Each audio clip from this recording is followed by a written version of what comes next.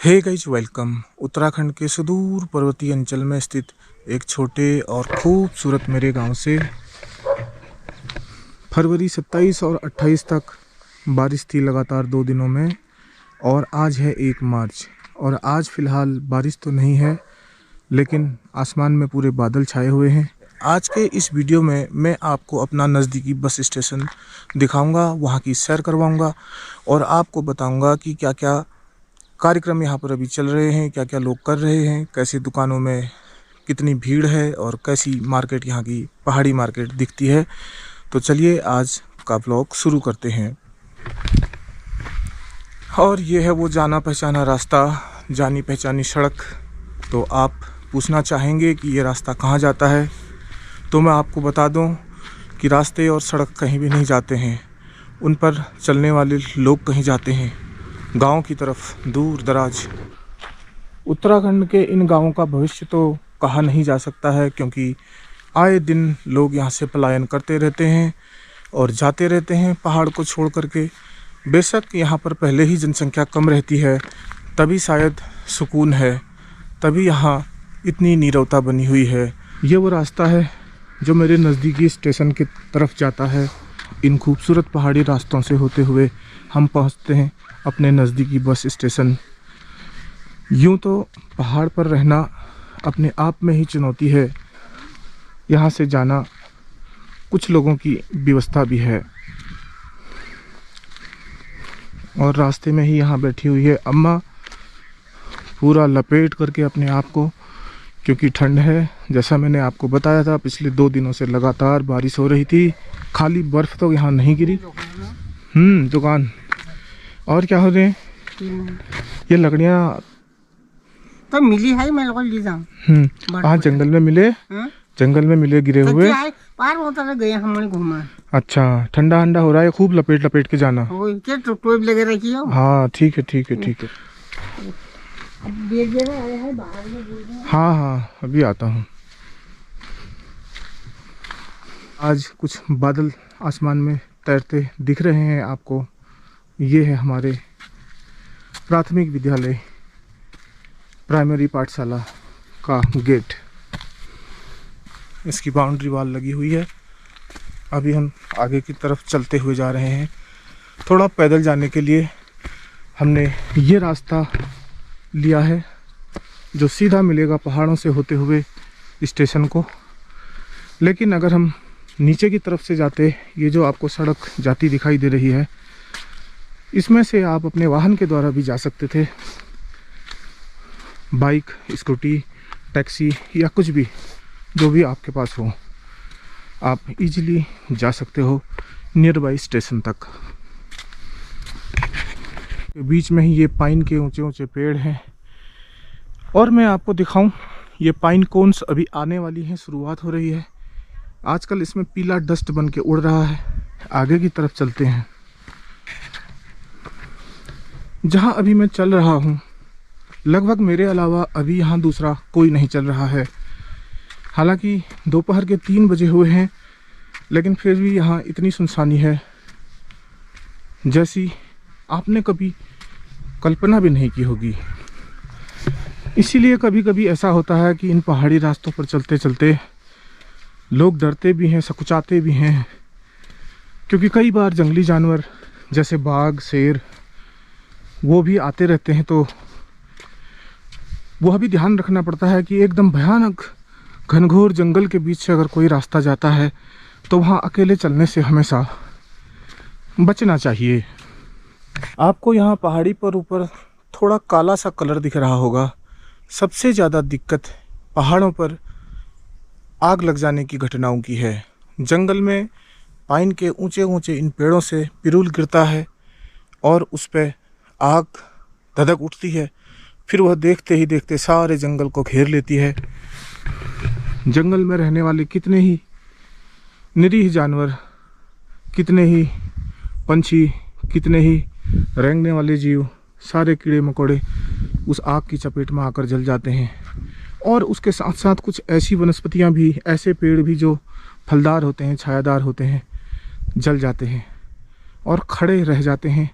तो ये पाइन के पेड़, जिन्होंने अपने आप को जीवन की हर परिस्थिति से संघर्ष करके खड़ा करने की कला सीख ली है।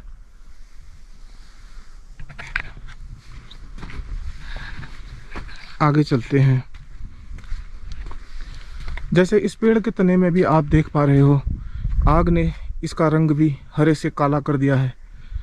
लेकिन ये हरे तो नहीं होते।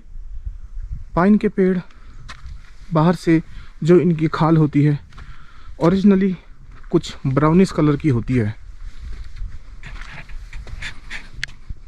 और जैसा मैंने आपको बताया कि इस रास्ते पर अभी मेरे आगे पीछे कोई नहीं है और अकेला ही मैं सफ़र कर रहा हूँ, जबकि दोपहर के 3 बजे हैं, लेकिन फिर भी इतना सन्नाटा है।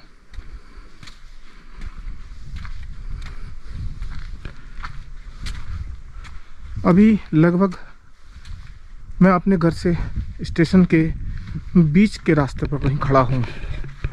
इस जगह से ठीक मेरा घर और बस स्टेशन बराबर दूरी पर पड़ते हैं। एक बार आपको चारों तरफ का ये दृश्य दिखाता हूँ।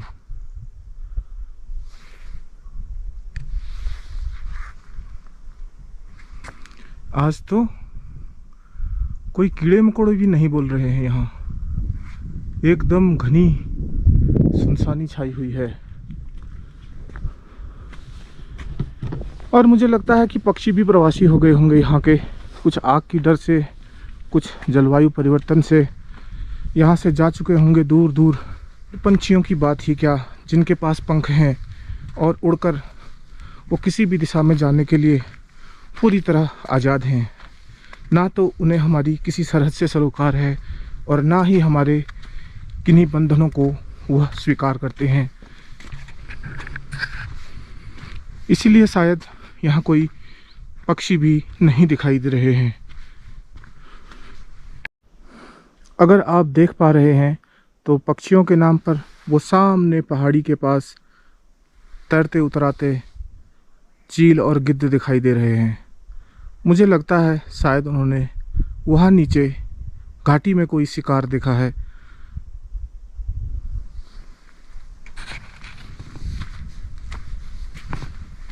इस पहाड़ी रास्ते के किनारे ही इस जंगली पेड़ में कुछ फूल खिले हैं, वह मैं आपको दिखा दूं।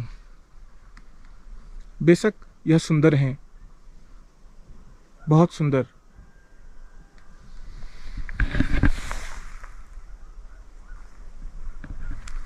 लेकिन यह आपकी या मेरी या किसी और की, किसी की भी प्रशंसा के मोहताज नहीं है।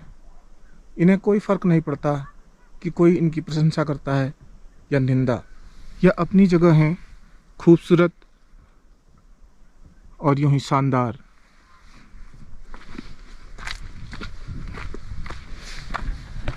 वहाँ जो आप देख रहे हो और भी दूसरे पेड़ हैं जिन पर भी इसी तरह के फूल आए हुए हैं। सामान्यतः यह फूल तब आते हैं जब मार्च का महीना स्टार्ट ही हो जाता है। बसंत ऋतु का आने का संकेत होते हैं सारे जंगली पेड़ पौधों पर आने वाले सफ़ेद और गुलाबी ये फूल।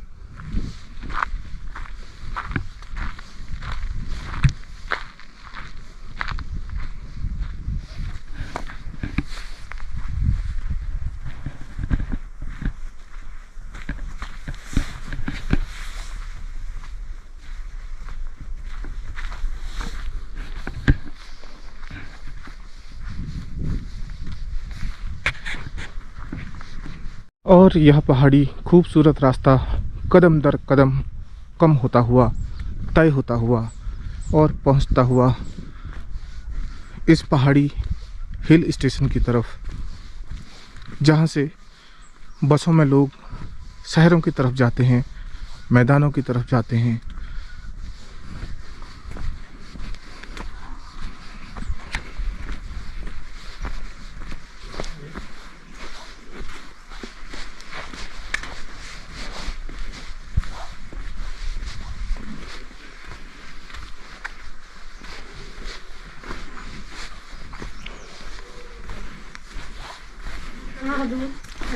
क्यों धूप में बैठो? धूप नहीं यार, हुआ तो हवा भी नहीं चल रही है आज तो, मौसम बिल्कुल गुम है, खास नहीं है यार तो एकदम सुनसानी है। बोलेंगे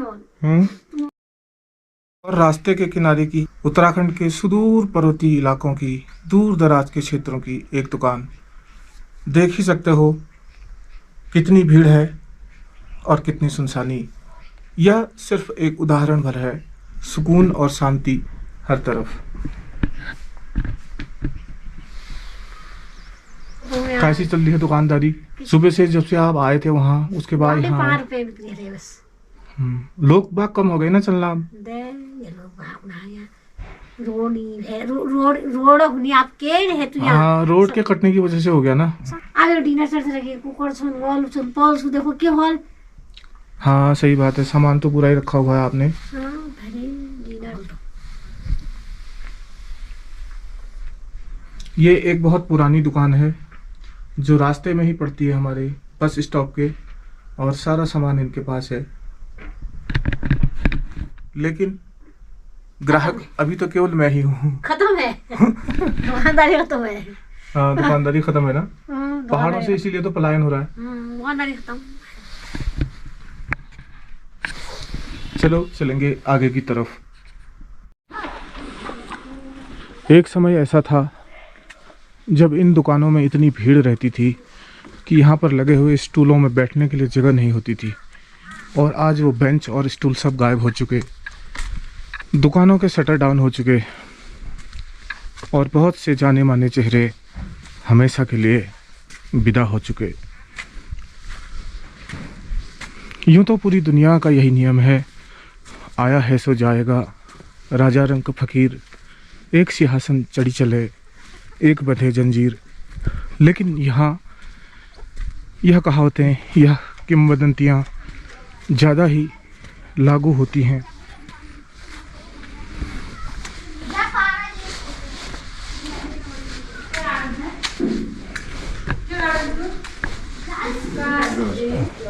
धूप सेक रहे हो? बड़ी मुश्किल से धूप आई है 2 दिन की बारिश में। देखा कैसा हुआ? खतरनाक हुआ, ऐसा लगा कि जैसे अब बर्फ ही गिर जाएगी। और आज भी ठंड ही है, आज भी तो आज रात अब भी, लेकिन फिर भी थोड़ा थोड़ा बादलों को चीर फाड़ करके आ रही है धूप, आ रही है ना। हाँ। और क्या हो रहा है फिर? दुकानदारी तो ऐसी है, सुनसाने पे है। और मकान ठीक लगा, लेकिन मकान चैन भैया जती रोल आदमी थोड़ा बहुत चैन है ना।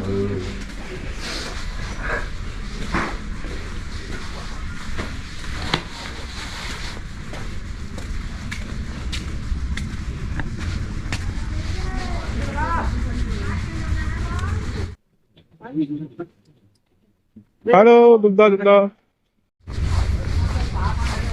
पहाड़ों की वर्तमान स्थिति को देखकर ऐसा लगता है कि आने वाले 10 सालों में और बहुत सारे गांव घोस्ट विलेज की श्रेणी में शामिल होने वाले हैं। सरकारें आती रहेंगी, जाती रहेंगी, लोग दावे करते रहेंगे, लेकिन ज़मीन की जो हकीकत आप मेरे कैमरे से देख रहे हो, इसे देख करके आपको क्या कहना है? आप बता सकते हैं कि आपका क्या दृष्टिकोण है? धड़ाधड़ बंद होती दुकानें, फटाफट बाहर मैदानी क्षेत्रों की तरफ पलायन करते पहाड़ के लोग। कभी कभी इसको आप विकास की प्रक्रिया का एक सामान्य हिस्सा भी मान सकते हैं, क्योंकि ये जो छोटे छोटे बच्चे आपको आते हुए दिखाई दे रहे हैं विद्यालय से, एक न एक दिन तो इन्हें नौकरी और पैसे की तलाश में यहाँ से जाना ही होगा। क्योंकि भले ही उत्तराखंड एक अलग राज्य है, लेकिन अभी भी यहाँ रोजगार का उतना सृजन नहीं हो सका है कि सभी लोगों को मिल सके। जो कुछ लोग यहाँ पर टिके हुए हैं, वह यहाँ अपनी स्किल और अपनी हिम्मत के बदौलत टिके हुए हैं। कुछ न कुछ उन्होंने रास्ता खोज लिया है यहाँ बने रहने का, टिके रहने का। क्या चल रहा है? ये शाम कुछ नहीं है, इतना पानी पड़ा कौन सा कबाड़ में गए लोहे। अच्छा अच्छा अच्छा, ये तो इनको जंग आई जाती है। हाँ ये सब वही लोहे वाला आइटम है आपका। कल बारिश में बारिश में पानी पड़ा डाम में। अरे वो टिन वो खराब हो रहा होगा ना, वहाँ छेद हो रही होगी ना। छेद पड़ी होगी, हाँ ऊपर से। हाँ हाँ हाँ। तो आज नहीं चला हुआ आपकी फैक्ट्री? चली है। हेलो, और क्या हो रहे हैं?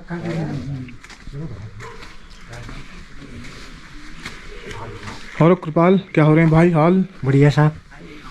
आज नहीं चला है फैक्ट्री पुरंदर? चली है। क्या हो रहे हैं? क्या? और ये है घी भट्टी और ये लोहे का काम करते हैं, बेसिकली लोहार हैं। तो आप यहाँ पे देख रहे होंगे पहाड़ी बर्तन, कुछ हथियार बनते हुए, जैसे घास काटने की दरातियाँ हैं और रमटे हैं, ये हथौड़े हैं, इस तरह का कुछ सेटअप यहाँ पे। जो कुछ लोग पहाड़ पर टिके हुए हैं वह अपने इसी स्किल की बदौलत, अपने पारंपरिक ज्ञान और अनुभव की बदौलत टिके हुए हैं, वरना इनके पास भी एक अवसर तो यही था कि यहाँ से चले जाते हमेशा के लिए पहाड़ों को छोड़कर मैदानों की तरफ। और ये है पुरंदा जो मनियागढ़ के ही रहने वाले हैं। पुरंदा क्या हाल है? बढ़िया हो रहे हैं? और सब ठीक ठाक है? खाना पीना हो गया? और कैसा चल रहा है फिर आजकल? जाड़ा आड़ा कितना हो रहा है? बहुत हो रहा है। अच्छा, जाड़े जो अच्छे होते हैं यहाँ पहाड़ में या गर्मी जो अच्छी लगती है? गर्मी। चलो ठीक है, गर्मियाँ आने वाली है फिर, अब मार्च हो गया ये। चलो ठीक है।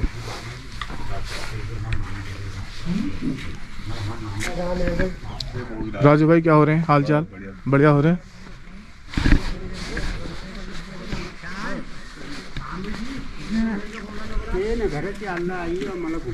मोहनदा क्या हाल चाल? मोहनदा बहुत टाइम बाद दिख रहे हो, तुम कहाँ हो? आए नहीं लकड़ी वकड़ी के लिए भी तो करा दिया।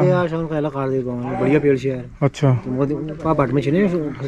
हाँ हाँ हमने करवा लिया यार, फिर तुम आए नहीं। मैंने कहा मोहनदा तो आए नहीं। अच्छा हाल चाल ठीक है? हाँ हाँ ओ महेंद्र भाई क्या हो रहे हैं? हाल चाल? हाँ टाइम पास। ये पुष्कर भाई मिल गए। हाँ हो पुष्कर भाई का क्या चल रहा है? मीट भात खिलाता हूँ। हाँ ठीक है बढ़िया हो रहा, टेस्टी चला कुछ नहीं, कैमरा है यार, है ना? जीतोड़ काम है गाड़ियों का, जो लोग कर सकते हैं। पहाड़ पर रोजगार के नाम पर एक ही चीज़ मुकम्मल लगती है और वह है टैक्सी चलाना। लेकिन टैक्सी काम कर लेना इतना आसान भी नहीं है, क्योंकि उसमें लगती है बहुत ज़्यादा मेहनत, पहाड़ी रास्ते, और सुबह आपको उठना होता है 4 बजे। उसके बाद कलेक्ट करना होता है सारे पैसेंजर्स को जो जाना चाहते हैं हल्द्वानी की तरफ, मैदानों की तरफ। और अभी हम मिल चुके हैं सड़क पर। इस पहाड़ के रास्ते से आते हुए यहाँ पर हम सड़क के साथ मिल जाते हैं, जो सड़क यातायात का एक मात्र साधन यहाँ पर है। क्योंकि पहाड़ों पर मैंने आपको पहले भी बताया है कि किसी तरह की रेल की सुविधा नहीं है।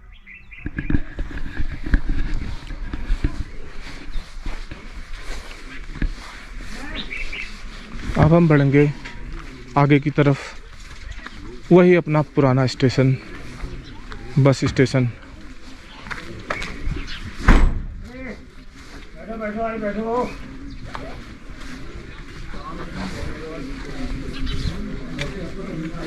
हेलो राजू भाई क्या हो रहे हैं? बैठे हो? आज मौसम ज़रा खुल गया है, लेकिन 2 दिनों से इसने एहसास करा दिया कि फिर भी बर्फ़ गिर सकती है मार्च के महीने में भी पहाड़ों में। इतनी ऊंचाई वाले इलाकों में गिरी है, ऊंचाई वाले इलाकों में गिरी है, ग्लेशियर साइड को। कितने 22,000 कितने दबे क्या हुआ? हाँ वहाँ दब गए कुछ मजदूर। उसमें से केवल 8 ही रह गए, 7 ही रह गए। माणा गांव में, बद्रीनाथ साइड सब बचा दिए। वो ग्लेशियर टूटा ना, ग्लेशियर।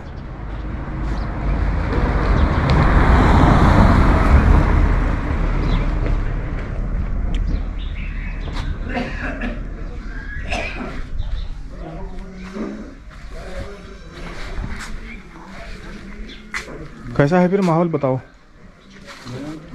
यही है, बैठे हैं। सुबह से ठीक रहा होगा फिर? ठीक रहा? दिन 4 बजे दिन तो कट गया, दिन ही कटने हैं बोले। सब दाढ़ी बनी है, उम्मीदवार है। हाँ दाढ़ी के लिए बड़ा झाड़ दिन दाढ़ी बना है। दाढ़ी झाड़ी होता है फिर, अब क्या है, झाड़ ये तो नेचुरली हुआ, भगवान का दिया हुआ है। ये झाड़ रोज ही है। तुम्हारे को ज़्यादा ही लगता होगा क्योंकि तुम सुबह जल्दी आते हो, तो उतने सुबह बनता भी नहीं होगा अंधेरे में। दाढ़ी जो प्लेन बनने वाली बिल्कुल नहीं, प्लेन तो बनती है लेकिन वो बनाने में दिक्कत ही होती है ना, उजाला पूरा प्रॉपर चाहिए। अगर प्रॉपर उजाला नहीं होगा, कहीं कट कुट जाए, छिल जाए ना, ये भी दिक्कत है। सुबह 5 बजे से आप कहते हैं तो क्यों आए चुनाव आ गया कांतिले। आपने कभी ख्याल किया है कि बहुत सारे लोग ऐसे होते हैं जो अकेले होने से बहुत घबराते हैं? आखिर ऐसा क्यों, इतना अकेलापन जितना कि अभी यहाँ पर है?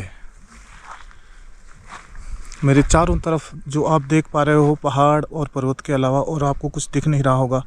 पेड़ पौधे, हरियाली और नितांत निपट एकांत।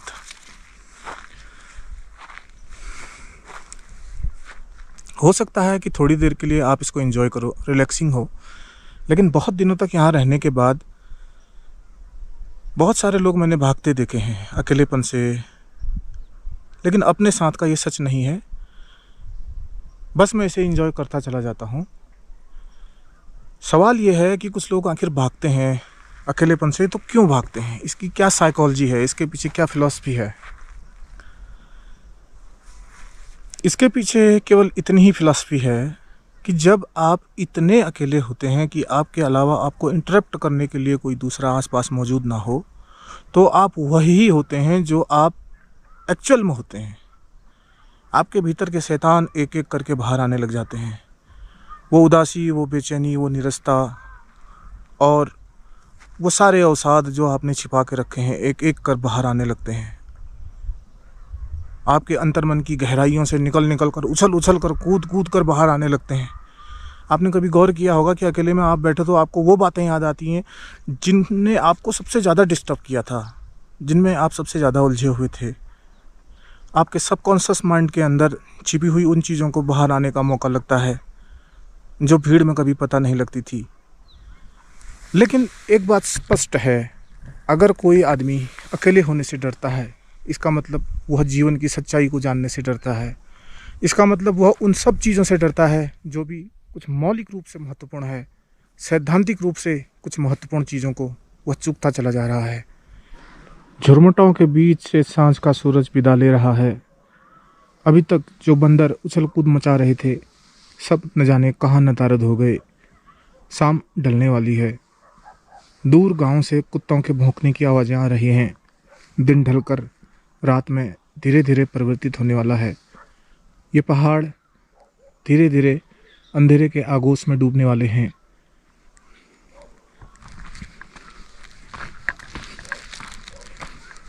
लगता है सब एक विश्राम भरी रात्रि की प्रतीक्षा में है। आशा करता हूँ ये ब्लॉग आपको पसंद आया होगा। फिर किसी और दिन मेरे साथ पहाड़ की इन खूबसूरत वादियों में घूमने के लिए और एक अनोखे सैर सपाटे के लिए हाजिर होऊंगा मैं फिर कभी। तब तक के लिए टेक केयर, बाय बाय।